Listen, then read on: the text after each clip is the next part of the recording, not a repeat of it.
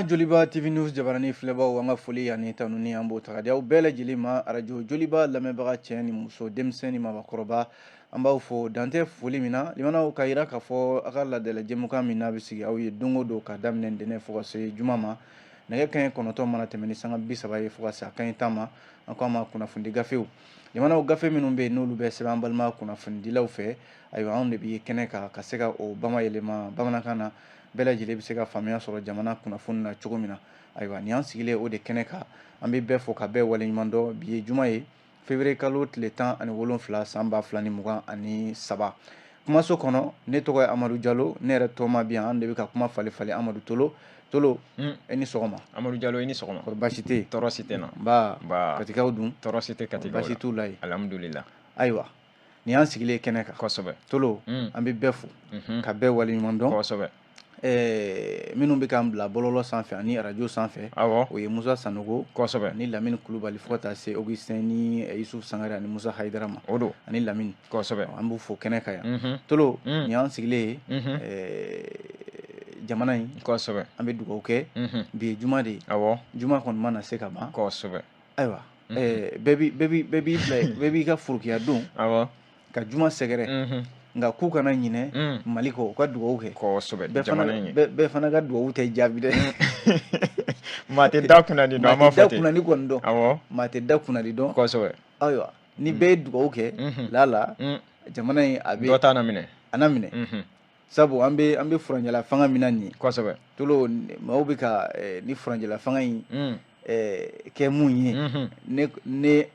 Amadu ne bɛ min f'i ye kosɛbɛ ni furanjɛla fanga in ne t'a ban don transition kɔni maa sigilen bɛ ko a bantɔ don sisan ayi e ma tila fɔlɔ ayiwa i n'i ka danganiya Tolo an ɲɛ bɛ mun na cour constitutionnelle ko ale labɛnnen tɛ kalata kama awɔ ko kalata kan ka kɛ ko ale ma labɛn kalata min filɛ nin ale tɛ se ka i da don kalata ko kuma la ni dutigi ko k'ale da tɛ du kɔnɔ ko kuma la yɔrɔ o kɔni i ma kuma fɔlɔ kosɛbɛ ni kalata kɛra kalata bɛɛ bɛ ta ka taa di olu de ma kosɛbɛ a jaabi filɛ nin awɔ a ye jaabi bɔ n'olu ye jaabi min bɔ foyi tɛ fara o kan foyi tɛ bɔ o la o yɛrɛ don Tolo an dun sigilen bɛ ka référendum kɔnɔ o tɔ tora panko 1 ani ɲɛ wawa ye kosɛbɛ yɛlɛmaw bɛ ka don loi électorale la baara misɛnninw bɛ ka tugu a bɛɛ kun tigɛlen don o de y'a to n k'i ma n ko nin transition in ne kɔni ne ma ban donya la fɔlɔ ayiwa 2024 tɛ o yɛrɛ de fɔra 2024 kɔni bɛ ban ayiwa Tolo simako kɔni don kosɛbɛ n'a kɛra an ɲɛna an n'a fɔ ɲɔgɔn ye yan kosɛbɛ an n'a fɔ ɲɔgɔn ye yan inshallah nka ne kɔni bɛ min fɔ président ye ne bɛ min fɔ président Assimi Goïta ale ko mana kɛ cogo o cogo awɔ ministre t'i ye directeur t'i ye maa si t'i ye kosɛbɛ fɔ de ko président awɔ alors que président ŋaniya ka ɲi a bɛ baara la hami ye jamana ka se ka jɔ a hami n kɔni b'a dɔn kɔni hami wɛrɛ tɛ Assimi la Mali a bɛ taa ka Mali to cogo min na maaw ka wasa sɔrɔ a la tɔgɔ ɲuman ka fɔ a kɔfɛ ayiwa n kɔni b'a dɔn a mana kɛ cogo o cogo o y'a hamina ye ayiwa nka n b'a dɔn Tolo ko bɛ ko la n'a ma fɛɛrɛ tigɛ olu la ayiwa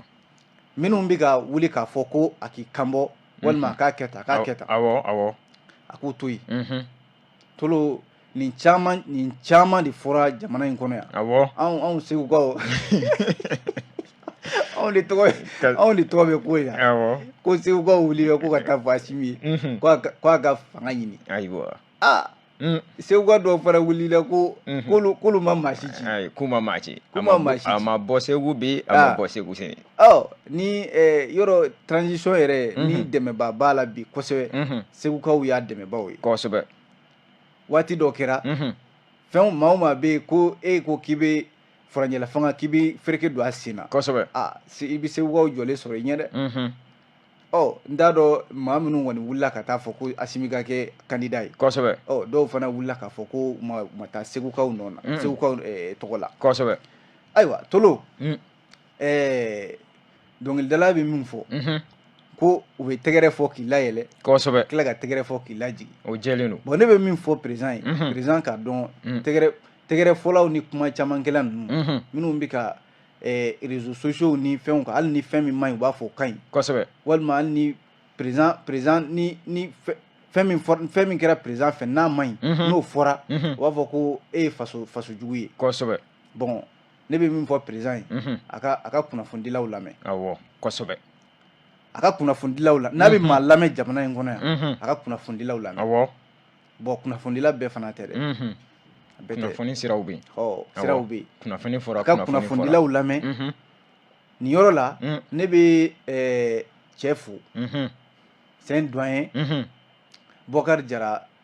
bɛɛ b'a wele ko Buki kosɛbɛ a bɛ radio Kiledu la n'ale kumana tolo ne yɛrɛ kɔni ne bɛ lafiya kosɛbɛ a b'an lamɛn kuma bɛɛ awɔ a bɛ to ka ladilikan dɔw fɔ président ɲɛna a bɛ to ka kuma dɔw fɔ transition in kan kosɛbɛ tolo wallahi n'i y'a lamɛn i b'i ka tata sɔrɔ quoi o y'a ka baara ye o y'a ka baara ye o y'a ka baara ye bon ale n'a ɲɔgɔnna damadɔ caman bɛ yen tolo kunnafoni sira kan kosɛbɛ kunnafoni sɛbɛnw kɔnɔ n'i ye parce que n b'a dɔn kunnafoni fɛn fɛn bɛ di u b'a bɛɛ lamɛn awɔ kunnafoni sɛbɛn fɛn fɛn bɛ yen fɛn fɛn bɛ sɛbɛn a kɔnɔ siga t'a la u b'a bɛɛ kalan awɔ u b'a bɛɛ faamu kosɛbɛ n m'a fɔ u kana jamanadenw lamɛn dɛ n m'o fɔ nka minnu bɛ yen n'olu ye saisonniers ye président ye fɛn fɛn kɛ a ka ɲi ahɔ les saisonniers tɛmɛ n'a ye kana maa lamɛn tolo saisonniers ninnu tɛ dɔwɛrɛ jateminɛ kan ka k'a ko la fosi da kɔ dɛ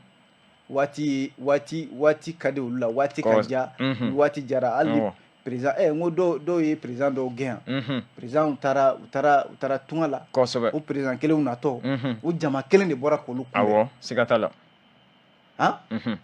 voici les Maliens awɔ bon Asimi n bɛ min f'i ye malidenw b'i fɛ dɛ awɔ malidenw b'i fɛ dɛ kosɛbɛ transition bɛ yen a kanu bɛ mɔgɔw la kosɛbɛ Asimi yɛrɛ i kanu bɛ mɔgɔw la kosɛbɛ bon ne bɛ min f'i ɲɛna baara min b'i bolo baara in a ma nɔgɔn nka i jija i bɛ ka min kɛ sira wɛrɛw kan jamana lakanani ko la bɛɛ ɲɛ b'a la o kɔni o tɛ tɛrɛmɛ fɛn ye a tɔ minisiri minnu bɛ yen n'olu bilalen bɛ u ka baara la tolo ko ɲɛti ka sɔrɔ olu ka baara la a y'u bɔ yen kosɛbɛ a y'u bɔ yen dɔ kɛra personne n'est éternel maa si tɛ yen ko e bɛ se ka jamana in ko e b'i si k'a marali la o tɛ yen i bɛ taa dɔ wɛrɛ bɛ fɔ i kɔ ni baara kalifarila n'a ma ɲɛ i bɛ bɔ yen an mako bɛ jaabi de la maa wɛrɛ bɛ na kunkolo tɛ fiyewu kunkolo tɛ jaabi maa ko tɛ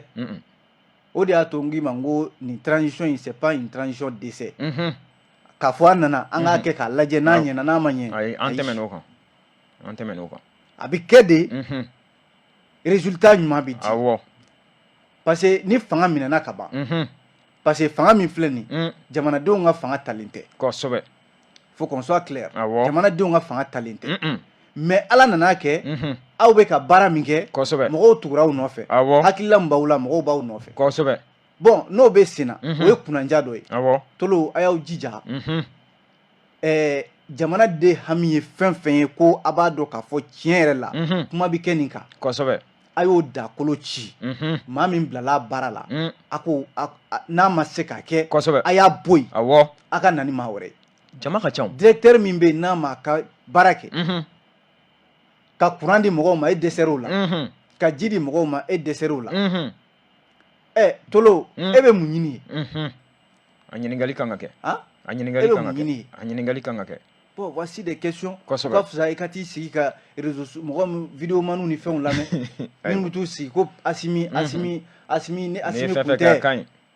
Asimi vraiment a ka ɲi dɔrɔn an ye o de fɔra président dɔw ye yan fɛn fɛn ka ɲi a bɛ taa f'u ɲɛna ko a ka ɲi foyi tɛ f'u ɲɛna ko mun man ɲi bon fɛn bɛɛ dun tɛ se ka ɲɛ surtout Mali tolo fɛn bɛɛ man ɲi dɛ ayi cogo si la Mali la secteur min bɛ yen min tiɲɛnen bɛ o de ka ca min ɲɛnen bɛ kosɛbɛ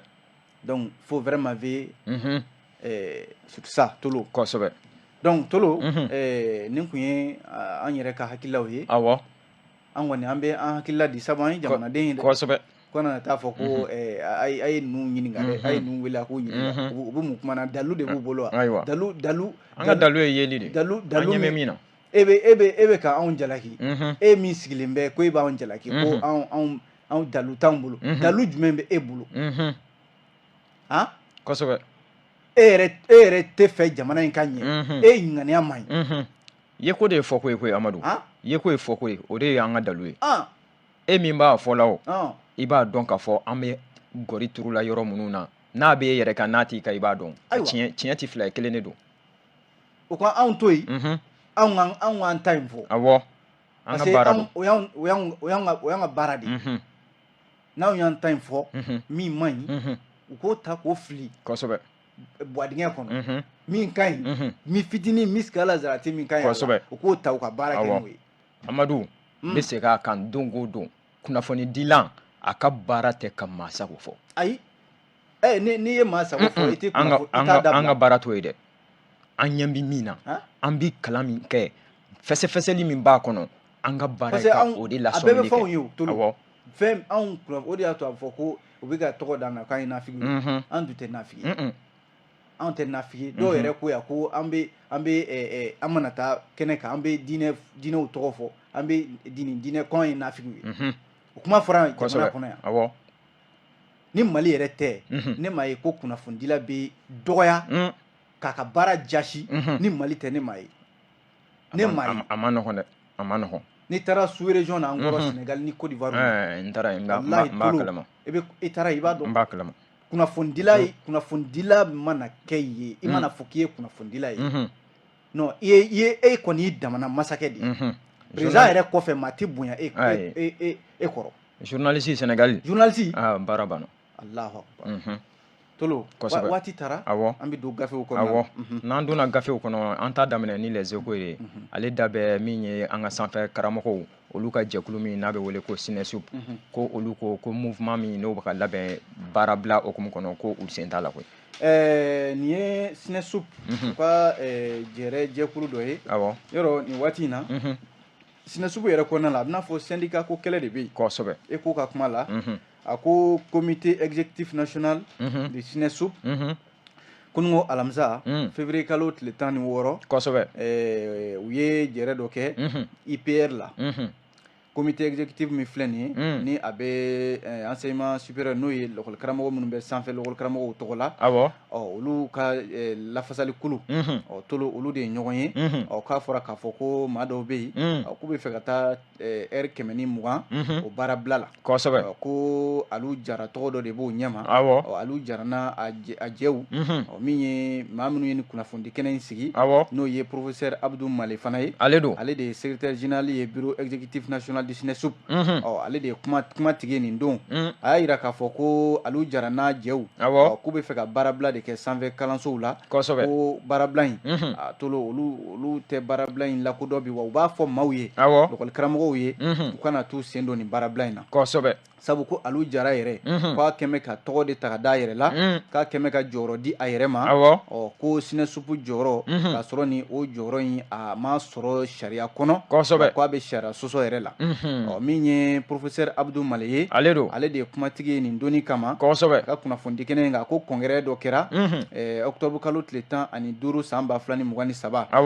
ko congrès in na k'a fɔra k'a fɔ alu jara ye k'a kana congrès in sigi ko u ka tɔndenw n'o ye militants ye maa 100 ni maa 24 k'u ye kangari da alu jara ye k'a fɔ a ɲɛna ko a kana congrès kɛ u ka sigikafɔ kɛ u ka ɲɔgɔn faamuya ayiwa bureau min bɛ yen nɔ ni bureau in bɛ falen cogo min na ale Abdou Male min bɛ bureau in ɲɛma a ka se ka falen ko nka ko alu jara m'u lamɛn dɛ ko alu jara taara congrès dɔ kɛ o congrès ko a yɛrɛ taara bureau dɔ sigi ale yɛrɛ ye o secrétaire général ye ko an bɛ don min na ko bi ko alu jara bɛ ka o bureau in ko ale de ye SYNESUP n k'a fɔ lakɔli karamɔgɔw ka lafasali kuluba k'olu de b'o ɲɛmɔgɔya la alu jara ko nin ye ko ye ko min bɛ yen ni alu jara bɛ sariya sɔsɔ kɔnɔ wa ko u taara ni ko yɛrɛ sariya ɲɛma ka ban ko sabu a bɛ ka tɔgɔ min ta ka da yɛrɛ la k'ale SNESUB secrétaire général ye o ye sariya sɔsɔ ye professeur Abdou Male y'a yira k'a fɔ ko kɔsa in yɛrɛ la k'a ye lettre ci ministre min bɛ an ka baarako kunna k'a fɔ a ɲɛna ko u bɛ fɛ ka taa baara bila la ministre ko ale tɛ nin syndicat in yɛrɛ lakodɔn sabu ko a kɛlen bɛ ka nin bureau min bila kɛrɛda fɛ a yɛrɛ ye k'a tɛ bureau in lakodɔn Abdou Male ko yan'o cɛ yɛrɛ k'ale kun ye wele bila docteur Alou Jara ma k'a fɔ a ɲɛna k'a kumana fɛ cogo sugu bɛɛ la ko nka k'a ma ka kuma lamɛn tolo an bɛ don min na ko bi nin gɛlɛya de bɛ SNESUB kɔnɔna la min ye professeur Abdou Male ye a y'a yira k'a fɔ baarabila min bolodalen bɛ min ye docteur Alou Jara a n'a jɛw fɛ ko baarabila in olu tɛ a la bi u t'a la sini wa u b'a fɔ u ka tɔndenw ye n'o ye SNESUB tɔndenw ye baarabila in masi kana taa masi kana labato kosɛbɛ an bɛ to ale eko kelen in kɔnɔ ko min ye wulikajɔ cɛjugu min ni o kɛra Nuga mara kɔnɔna la k'a bɛna fɔ jamana ɲɛmaaw olu taara sangafo la yen sangafo in tolo a mɛnna de k'a sɔrɔ a ma kɛ kosɛbɛ ko nka ayiwa a kɔni kɛra sawo min ye gouvernement ka ciden dɔw ye olu wulila ka taa dugawu kɛ gouverneur n'o ye Kulukoro gouverneur ye Isufiyana Abdulahi Mayiga ale ni association Grand Forum du Mandé ani ARCT association des Soninké Kamara Tomba ani sifinakaw ka tɔn n'o ye coordination des jeunes du Mandé ani CNJ ka taa se Kangaba ladala ɲɛmɔgɔw jeli ɲɛmɔgɔw chambre locale des mines ko tarata tɛmɛnen tolo olu de taara min ye danga yɔrɔ min bɛ n'u k'a ma ko Nuga dugu fila bɛ Nuga commune kɔnɔ n'u k'a ma ko Danga ani Tɔnbala Danga ni Tɔnbala de tira ɲɔgɔn na ayiwa tolo maa min ni bɔnɛna la o de cayara kosɛbɛ a bɛ se maa 42 ɲɔgɔnna ma tolo ni waleya in kɛra kabi janvier kalo tɛmɛnen o tile 10 san 2023 nka tolo ko o dongo de février kalo yɛrɛ tile 10 ni kuna sini kɛ tarata tɛmɛnen tile 14 k'u sera ka taa dugawu kɛ de la kalo kelen tɛmɛnen ko o dun y'a sɔrɔ min ye dangakaw ye u ye wele bila jamana ɲɛmɔgɔw ma k'a fɔ nin ɲɔgɔnna wale jugu bɛ se ka kɛ olu ka dugu kɔnɔ cogo di jamana ɲɛmɔgɔw sigilen bɛ k'o lajɛ u tɛ taa dugawu kɛ u ma taa kuma u ni ɲɔgɔn cɛ u ma taa foyi fɔ a ko la o ma ɲɛ tolo o de kuma bɛ senna nin ye ko a bɛ n'a fɔ jamana cidenw kɔni u sera saw kɛnɛ ka ɲi saw n'i ye jateminɛ kɛ maa minnu taara gouverneur n'a ka cidenw u y'a yira k'a fɔ ko n'i y'a ye olu ma se kɛnɛ kan nin waati in na ko dɔwɛrɛ tɛ ko a tɛ n'a fɔ k'u ye maa dɔ fisaya dɔ ye walima ka ko in kɛ bolokɔfɛ ko ye ko o tun bɛ fɛ ka waati dɔ de kɔnɔ basigi ka na dugu fila in n'o ye Danga ani Tɔnbala ani ɲɔgɔn cɛ sabu dugu fila in k'u bɛ dugukoloko kɛlɛ de la dugukoloko kɛlɛ min don dɔwɛrɛ tɛ sanubɔyɔrɔ de bɛ yɔrɔ ninnu na yen ko a bɛ fɔ yɔrɔ min ma ko antenne koro o y'a sanubɔyɔrɔ in ye ko dugu fila in bɛ kɛlɛ la o de nɔfɛ kɛlɛ in de taara wolo fɛn na fo maaw tira ɲɔgɔn na ka taa ni bɔnɛ ye o ko la n'i ye jateminɛ kɛ kalo tɛmɛnen in na sifinaka minnu bɛ yen n'olu bɛ Kangaba olu tun ye a ɲini jamana ɲɛmɔgɔw fɛ tiɲɛ yɛrɛ la ko jamana ɲɛmɔgɔw mago tɛ olu la sabu ko n'a fɔra ko ni ɲɔgɔnna waleya bɛ kɛ jamana kɔnɔ jamana ɲɛmɔgɔw ma se ka wuli ka taa o ko kɛnɛ kan u ma taa dugawu donna u ma taa kuma maaw ni ɲɔgɔn cɛ ayiwa k'a kɔni ye olu dabaliban nka u sera ye sisan dɛ tolo nka a ma k'a waati de la eko wele kosɛbɛ n'an bɔra eko kɔnɔ an b'an ɲɛsin nouvelle horizon ma kɛ ale ko jɛkulu min ni o bɛ Mali yɛrɛ kɔnɔna la n'o ye FND k'a bɛna fɔ k'olu kɛn bɛ ka jalaki bɔ ka bin Cour suprême ɲɛma kan koyi FND tolo ni jɛkulu min filɛ ni u k'a ma Front national pour la défense des acquis démocratiques kosɛbɛ tolo ni jɛkulu in a y'a yira k'a fɔ ko cour constitutionnelle ɲɛmɔgɔ ni o ye Amadu Usman Ture ye ayiwa ko kuma bɔra da kɔsa in na kuma min ni Front national pour la défense des acquis démocratiques u ko a bɛ n'a fɔ olu yɛrɛ sigalen bɛ cour constitutionnelle ɲɛma la ayiwa n'a ma kɛ yɛrɛ ko a bɛ ka ko dɔ de dogo kɛrɛda fɛ komi ni olu yɛrɛ ma se k'o faamuya ayiwa sabu mun na tolo n'i y'a lajɛ cour constitutionnelle a ye sigi dɔ kɛ kɔsa in na ani MINUSMA ani jɛrɛjɛkulu wɛrɛw o kɛra ko kalata min n'o kan ka boloda an ka jamana kɔnɔ awɔ yɔrɔ jamanakuntigi kalataw min ye député kalataw ani référendum ye olu bɛ ka labɛn kosɛbɛ n'i y'a lajɛ février kalo in tile 14 a n'a tile 15 cour constitutionnelle ye nin sigi in kɛ kosɛbɛ o de sen fɛ min ye cour constitutionnelle ɲɛmaa ye n'o ye Amadou Ousmane Touré ye aya kuma dɔw de bɔra a da kuma in ye mun ye Nouvelle Horizon ka fɔ la kosɛbɛ ko kalataw kɔni bɛ ka labɛn awɔ ko politique baaraw don nka cour constitutionnelle ko olu tɛ politique maaw ye dɛ nka ale bɛ min fɔ kalata minnu bɛ yen n'olu bɛ ka labɛn sini ma sinikɛnɛ ma kosɛbɛ olu labɛnnen tɛ olu labɛnnen tɛ kalata minnu tɔ tora kalo damadɔ ye olu labɛnnen tɛ bi u labɛnnen tɛ sini wa ko ni kalata ninnu yɛrɛ n'a ma ɲɛ ko a kɛra ayiwa tolo olu de ye jaabi bɔbagaw ye jaabi olu kɔni bɛ jaabi minɛ k'u sigi n'a ye u tɛ jaabi di mɔgɔ ma ayiwa ni kuma min fɔra nin ye FND de ko olu ma ni faamu kosɛbɛ cour constitutionnelle ko olu ma cour constitutionnelle dɔn ni nin baara in ye dɛ cour constitutionnelle ka baara ye mun ye ka kalataw kɔlɔsi kalataw mana kɛ tolu ka jaabi bɔ jaabi ɲuman ka di jamanadenw ma nka kalata ka kɛ kalata kana kɛ olu sen t'a la FND ko olu ma ni faamuya dɛ u bɛ min fɔ cour constitutionnelle ɲɛmaa ye a k'i sigi a sigiyɔrɔ la ko walima ko a ye min olu yɛrɛ jiginna na sabu waati dɔ la a fɔra k'a fɔ politique maaw tun ye wulikajɔw kɛ ko jamana ka segin a nɔ na n'o ye retour à l'ordre constitutionnel ye ko cour constitutionnelle y'i da de o waati la fewu a ma kuma fo ka na se sisan ma ayiwa kalataw bɛ ka labɛn n'a fɔra k'a fɔ cour constitutionnelle ko kalata yɛrɛ kɛli ale labɛnnen tɛ o ko kama tiɲɛna k'olu m'a faamu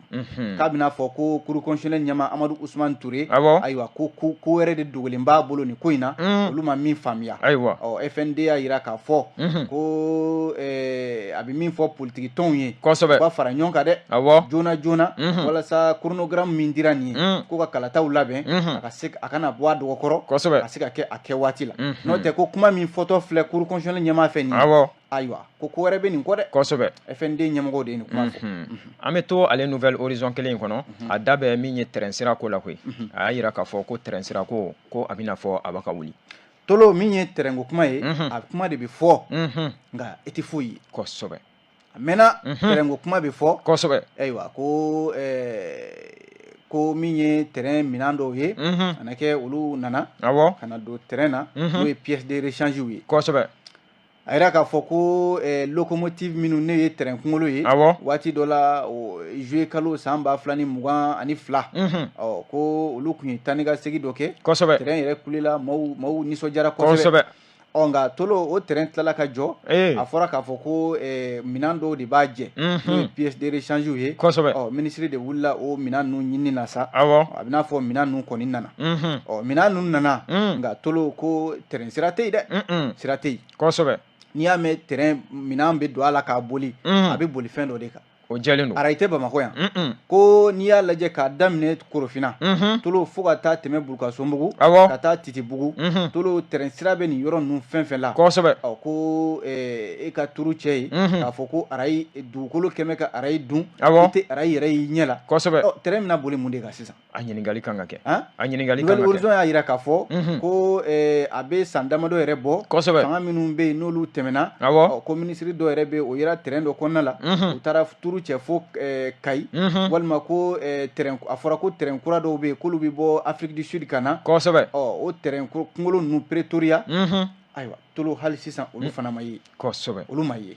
nin n'a ɲɔgɔnna caman layidu de bɛ ka ta jamana kɔnɔna la transition yɛrɛ n'o ye furancɛla fanga o nanen o ko yanni san 2022 in ka ban ko terrain ko a na wuli an bɛ waati min na ko sisan terrain a wulila wa walima a ma wuli wa tolo e kɔni b'o dɔn bɛɛ b'o dɔn Nouvelle Horizon y'a jira k'a fɔ ko n'i y'a lajɛ sigida minnu bɛ yan nɔ Bamakɔ yan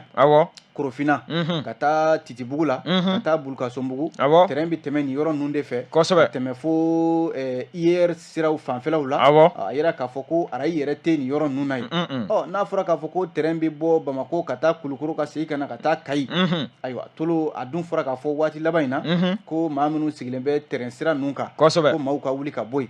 yan'u ka maaw yɛrɛ wuli ka bɔ yen u ka ara yɛrɛ dilan fɔlɔ kosɛbɛ kuma tɛ ko ka maaw wuli ka bɔ sira ninnu kan a dun fɔra k'a fɔ ko maaw ka wuli ka bɔ sira ninnu kan tolo o fana y'a la jamana gɛlɛyaba de kosɛbɛ sabu kangari dara maaw ye k'u ka wuli ka bɔ terrain sira kan maa si ma tulo don a kɔrɔ kosɛbɛ hali an bɛ waati min na ko sisan tolo maaw sigilen bɛɛ bɛɛ kɛn bɛ k'a kɛ i n'a fɔ foyi tɛ sen na kosɛbɛ ayiwa nouvelle horizon de ye nin kuma fɔ dɛ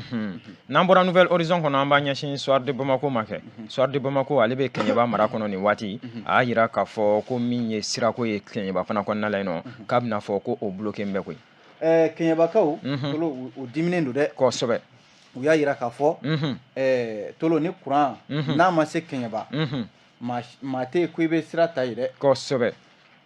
n'i ye jateminɛ kɛ awɔ ko siraba min ni o bɛ kɛɲɛba n'a bɛ kɛɲɛba cɛ ci kosɛbɛ ayiwa dugudenw bɔra ka sira in tigɛ maa tɛ taa maa tɛ segin ayiwa yɔrɔ o kun ye taama dɔ kɛ dɔgɔkun tɛmɛnen in na kosɛbɛ k'a fɔ ko u bɛ fɛ ka sira tigɛ o de bilalen filɛ sen kan nin ye kosɛbɛ kununko alamisa février kalo tile 16 min ye route nationale 24 ayiwa k'u y'a tigɛ pewu u y'a tigɛ ko dɔwɛrɛ tɛ dɛ tolo société énergie du Mali kosɛbɛ ni o ye EDM ye n'o y'an ka courant tigilamaw ye kosɛbɛ k'u ka taa ni courant ye Kɛɲɛba ni courant kɔni ma se Kɛɲɛba kosɛbɛ Kɛɲɛbakaw ko nin sira in a tɛna labila olu fɛ kosɛbɛ tolo nin waati in na ko cakɛda dɔ de bɛ yen n'o ye société dɔ ye u k'a ma ko Kama SA o don ale de bɛ courant di Kɛɲɛbakaw ma kosɛbɛ Kama SA in Kɛɲɛbakaw ka fɔ la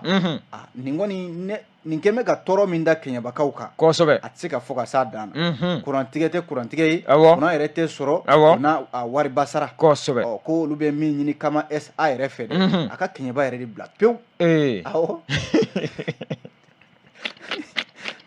ko Kama ka Kɛɲɛba bila Kama SA kɔni nege t'olu la ayiwa a ka Kɛɲɛba bila wa olu bɛ min ɲini